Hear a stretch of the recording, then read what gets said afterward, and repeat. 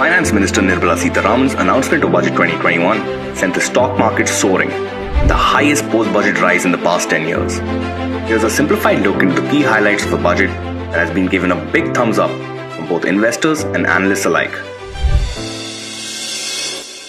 The biggest takeaway from Budget 2021 has to be healthcare, whose allocation has been more than doubled since last year. The Modi government has allocated 2.23 lakh crores towards healthcare and well-being, a stunning 135% increase from last year's allocation.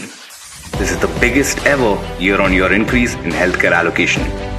Of the allocated amount, 35,000 crores has been earmarked for COVID vaccines. A new scheme, the Atmanirbhar Swasth Bharat Yojana, has also been launched with an allocation of 64,000 crores over 6 years, which will aim to completely transform India's healthcare sector at a primary, secondary and tertiary level. And what has gotten investors and analysts the most excited, the Modi government has taken the bold step of allocating capital expenditure of 5.5 lakh crore for infrastructure, a 34% increase from last year's allocation, of which 1.18 lakh crores has been earmarked for highways and roads alone. The government has prepared a blueprint for the construction of 6,500 kilometers of highways across Tamil Nadu, Assam, Kerala and West Bengal. Out of the record sum of 1.1 lakh crores allocated towards railways in the budget, 1.07 lakh crores is towards the capital expenditure of the railways alone. In addition, the Modi government has rolled out two new technologies, Metro Lite and Metro Neo, for providing cheaper travel in Tier 2 cities and announced new metro rail projects in Kochi, Chennai, Bengaluru, Nagpur and Nashik.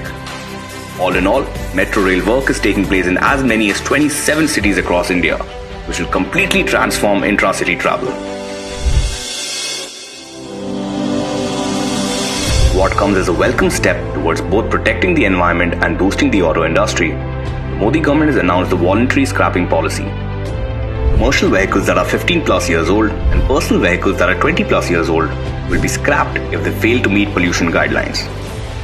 Given there are approximately 51 lakh light motor vehicles that are 20 years old and 49 lakh medium and heavy vehicles that are 15 years old, the scrapping policy could reduce up to 1 crore heavy polluting vehicles from India's roads, reducing vehicular pollution by a whopping 30%.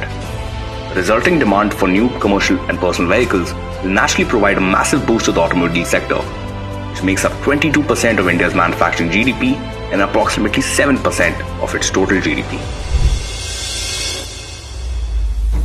And what comes as a massive relief for India's senior citizens, those aged 75 and above who are solely dependent on pensions and interest as a means of livelihood will no longer be required to file tax returns.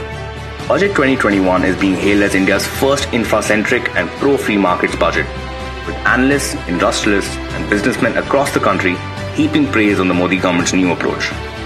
From healthcare to infrastructure, Indians can expect the coming year to completely transform the face of India's medical and transportation facilities.